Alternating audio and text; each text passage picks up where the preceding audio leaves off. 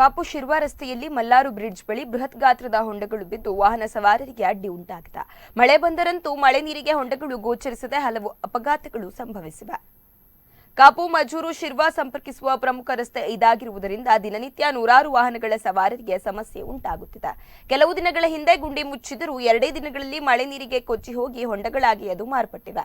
ದಿನನಿತ್ಯ ಅಧಿಕಾರಿಗಳು ಜನಪ್ರತಿನಿಧಿಗಳು ಇದೇ ರಸ್ತೆಯಲ್ಲಿ ಸಾಗಿದ್ರೂ ಈ ರಸ್ತೆಯ ಸಮಸ್ಯೆ ಅವರ ಗಮನಕ್ಕೆ ಬಾರದಿರುವುದು ನಿತ್ಯ ಸಂಚಾರಿಗಳ ಅಸಮಾಧಾನಕ್ಕೆ ಕಾರಣವಾಗಿದೆ. ಒಟ್ಟಿನಲ್ಲಿ ಈ ರಸ್ತೆ ಸಮಸ್ಯೆಗೆ ಸಂಬಂಧಪಟ್ಟ ಇಲಾಖೆಗಳು ಶೀಘ್ರ ಪರಿಹಾರ ಮಾಡುವಂತೆ ಸಾರ್ವಜನಿಕರು ಆಗ್ರಹಿಸಿದ್ದಾರೆ.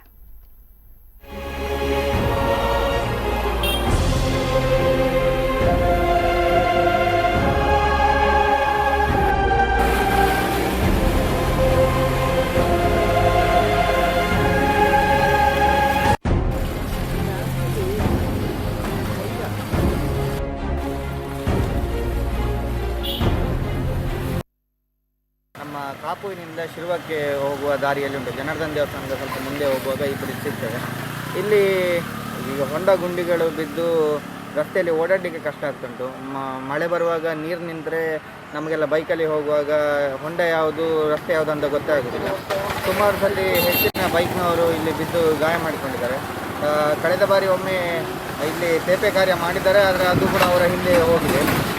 ಸಂಬಂಧಪಟ್ಟ ಅಧಿಕಾರಿಗಳು ಇದರ ಬಗ್ಗೆ ಗಮನ ಹರಿಸಿ ಸೂಕ್ತ ಕ್ರಮ ಕೈಗೊಳ್ಳಬೇಕಂತ ನಾವು ಕೇಳಿಕೊಳ್ತೇವೆ. ನಮ್ಮ